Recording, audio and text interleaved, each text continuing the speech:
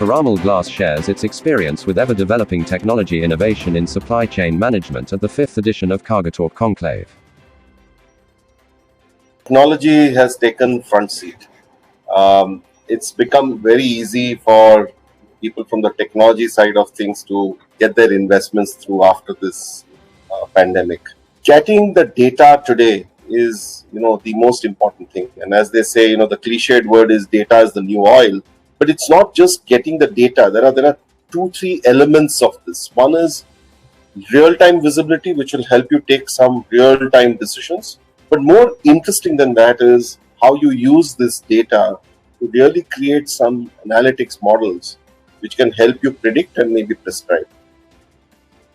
About Project 44 and the products that they have is that they really have a good triangulation method before which the data is qualified.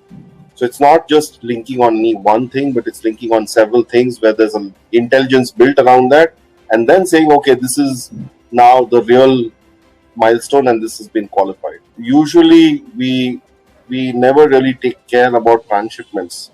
But transshipments, basically, if you miss one vessel, and this is really not in your control, but by virtue of the visibility that you have, you can now reach out to your, let's say, to your shipping line and say, hey, listen, you know what?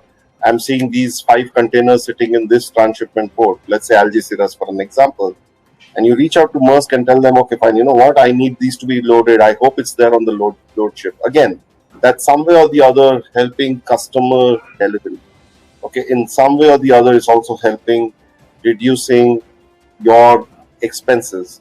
And when a customer sees this and you're giving this information to the customer in a responsible way, customers get the feeling that you have control over your supply chain. Including remarks would be that you have to be resilient. You also have to keep your eyes and ears open because there will be a lot of opportunistic kind of matters that will come in. That can only happen if you're alert, if you're responsive. If you're not, you'll allow a lot of things to go by. And that means that you have to have a network of several things. One of them is technology. The second thing, and I think which is most important, is man. You have to invest in humans.